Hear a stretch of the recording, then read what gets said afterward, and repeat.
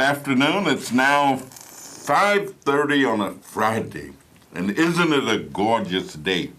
My goodness, if I could just be outside all day, just moving around, playing around, walking around, talking around, dancing around, what a time I would have.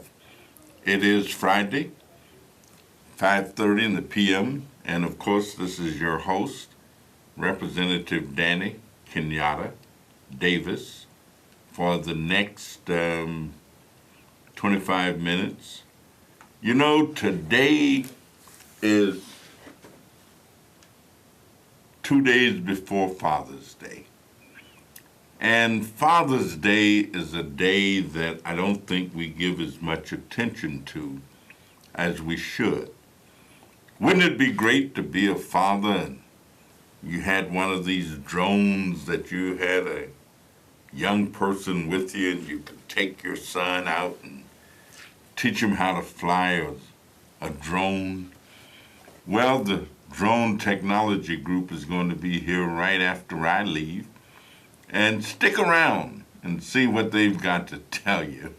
It should be interesting. But you know, Father's Day, Father's Day, Father's Day. You know, I think of my father, who lived to be 92 years old before he died. And he was very fortunate, and I was very fortunate. Because the last 5 years or so of his life, on the weekends he spent with me.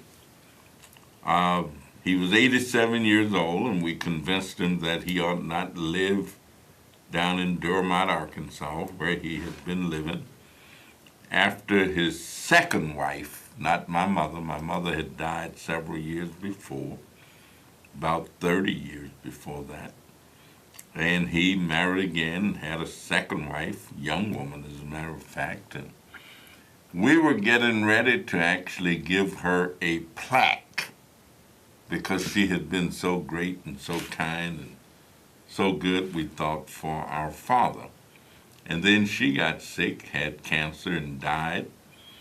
And he lived another 5 years or so, although he was much older than she was. And on the weekends, he lived with me. Everywhere I went, he went. Whatever I did, pretty much he did. And we just had ourselves a great time. My wife asked me this morning, and she didn't say that it had anything to do with church, but I suspect that it did, because she asked me, in what ways would you say that you were like your father? And I said there were several ways. My father was sane, S-A-N-E, sensible, and I think that I am sane and sensible. And in that respect, I'm like him. I also told her that my father was a great public prayer. My father could pray publicly, so much and so until those of us who were children always looked forward to listening to him, thinking that we were going to glean something. And when he prayed, he became a wordsmith. Many of us can recite parts of his prayers now from memory, just from hearing him pray. And he took great pride in that. He was not a pretentious guy, and he wasn't a verbose guy. But he felt good because he knew that there was something he could do and do extremely well. And that is, he could do this public praying. Almost anywhere we went, to another church or something, out of town, wherever, people would generally ask him if he would pray as a part of the devotion service. And she said, well, are you a public prayer? I said, well, I don't pray that much publicly, but I'm a good prayer. I generally do it solo. And So low? She said, what is that? I said, I do it so low that nobody can hear me except myself. But yeah, he could pray. He was a no-nonsense kind of guy. Worked hard. People say I got a work ethic. They say I'm one of the hardest working congressmen they know. My father had a work ethic, and sometimes he would be working and praying because he did physical work. And we would be trying to keep up with him. And the thing that we liked about him is that he didn't mind working hard, but he didn't tell us to do things that he didn't do himself. When he got ready for something to be done, he'd say, come on, boys, let's go do so-and-so. You boys come on and help me fix this fence. Or, you know, we got to go cut down a tree so that we would have some firewood. So I revere him, and in honor of my father, on tomorrow, we are taking 2 busloads of children to the Sheridan State Penitentiary who are incarcerated to see their fathers. That is a part of our reentry activity. There are more black men proportionately in America in the penitentiary and jails than any other population group. So we're going to take these 2 busloads of children and their mothers or grandmothers or cousins or whoever go with them to see their fathers as our Father's Day gift to them. It's part of something we have called a fatherhood initiative to try and put more black men, especially, but all men. But because we are in a predominantly black area, we put a lot of focus on black. But it's not that we don't care about people who are not. As a matter of fact, I used to say a lot sometimes when speaking to crowds or groups that are mixed, I'd say I love to meet a man who is proud that he is black. Black is a beautiful color, and that's a fact. But I also like to meet a man who's proud that he is white. Every man ought to have some color. Just about any one of them is all right. But what I really like to meet is a man who strictly understands that it's not color that makes the person, but it's character that makes the man. Find me a man to match my mountain. We do have a caller in. I'm going to take this call, and then we're going to talk about violence a little bit because one of my colleagues has been shot and is seriously injured. And let me tell you, every man's death diminishes me. I know for whom the bells toll.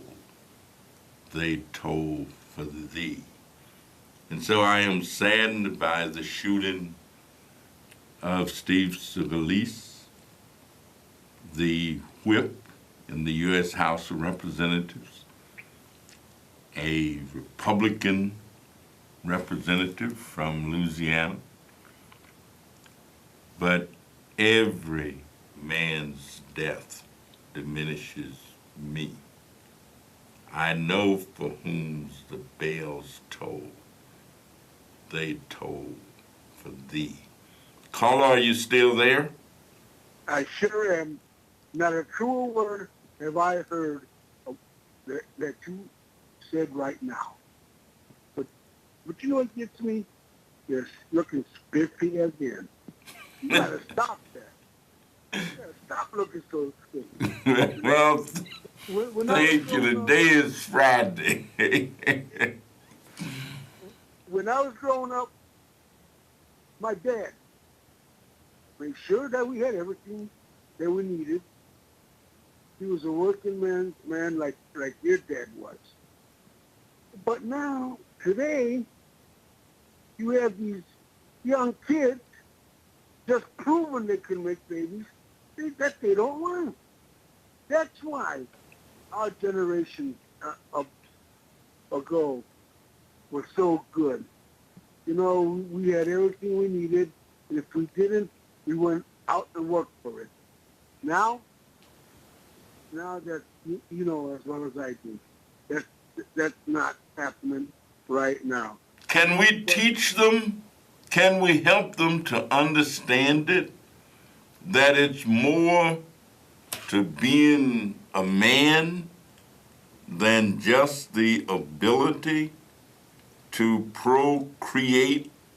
But once you procreate, you have some responsibility to help that child grow up and have a decent chance at a good life.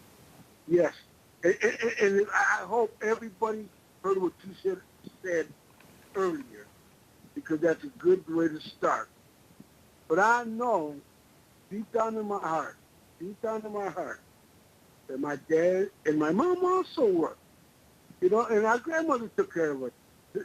You know, so, but the thing is, not anymore. The grandmother's only 30 years old. The girls are 13 and 14 years old, and the guys are 15 and 16 years old, making all these babies. Congressman. Yes, sir. I hope one day you get on TV and say exactly what you said earlier. To be proud of who you are, doesn't matter about any color. Work and if you make 10 kids, make sure you work hard enough. Take care of all 10. All right. And then listen, everything will be all right. Thank you. Thank you so much. I really appreciate your profound observation. And work, the prophet said, is love made visible. And when you work, you bind yourself to yourself and to the community of which you are a part. We've got another caller. We'll go right to the phone. Caller, are you there? Yeah, how you doing, Connie Davis? James, I am doing good. How are you? Hey, first of all, I want to say Happy Father's Day to you. Well, thank you. And Connie Davis. Okay, now you know Dennis Rodman, right? Yep. Now, the people, the media, and Donald Trump and them, they didn't want Dennis Rodman to support China. But what happened the other day about their shooting in Virginia, and I think Donald Trump got part of that because they didn't want, they didn't want Dennis Rodman, the media, and Donald Trump, they didn't want Dennis Rodman to support China. But now, what happened in Virginia, everybody wants to support what happened in Virginia. And they made a law, Congressman David. They made a law. And I don't understand. Well, I think the question becomes, can we allow different individuals to have different opinions and still say that we can get along? And can we be civil about our opinions? I can disagree with the President of the United States, and I can characterize that disagreement in a certain way. I don't have to call him things that I wouldn't want to be called. I can disagree with someone else. I wouldn't want to do anything to them that I would not want them to do unto me, and still express my disagreement. Thank you. Caller, are you there? Yes, caller, are you there? Yes, Congressman, how you doing today? Wonderful, wonderful. And it's a great day to be on God's green earth. And he made it hot and sultry and warm. I love it like this. Yes, yes, indeed. Hey, listen, I want to just say one thing, and happy Father's Day to any of the listeners. Um, I heard you speaking about men, and as time go on, men ain't men. Men ain't men. Um, I went to a graduation yesterday, a high school graduation. It had been at least 80 people, maybe a little bit more graduated. Only I heard one child congratulated their father. One child. And you look around in the audience and you see only a lot of women and children. When I used to coach Little League, it was the same thing. The women come out to the games. Now, soon we get in the playoffs or get to a championship game, then the men want to come out and say, that's mine. Well, I don't want to say, anything harmful, but men, if you're listening, you can always change.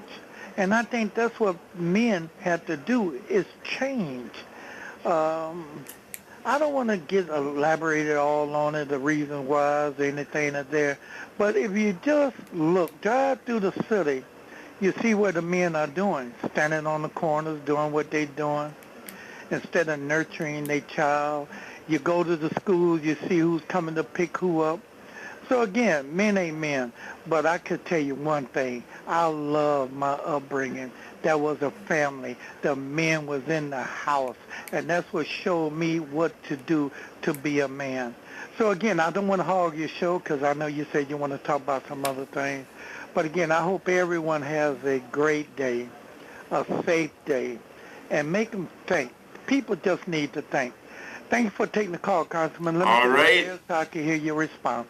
Thank you very much. And I like your characterization of a man. You know, on September the 8th and 9th, we are going to have something called the State of the African American Male. And we're going to spend a day and a half at the University of Illinois. Everything will be free, including food and beverage. And we're going to start that Friday evening with a reception. Then we're going to have an opening session that night where we hope to have some profound analytical thinkers set the stage for what we're going to talk about the next day. Everybody is invited. Put it on your calendar now. That is September 8th and September the 9th at the University of Illinois at Chicago. If you have boys, we will pick them up and bring them that Saturday on a bus. If you know a little group of boys and you'd like for them to be involved, organize them, put them together, and give us a call at 773-533-7520, and we will pick them up and bring them back, give them lunch. We're going to have every kind of male that you can imagine. Young, old, teenagers, preteens, young adults, old adults. Let's put those dates down right now. But I also want to mention that violence came to Washington, D.C. the other day and took down one of our political leaders in the country, the whip for the Republican members of Congress. And so my prayers continue to go out not only for him and his family, but for all of the staffers. There were 4 or 5 other people who were shot. There were police officers who were shot. and injured, my heart and my prayers go out to the families of all of these people. You know, these are times that my daddy would say, make weak men cry and strong men moan. These are times where we're being confronted with problems that we have not been able to find the answer to. And I take the position that if it is to be, let it begin with me. I participated in a meeting the other day where many members of Congress were there and people were talking about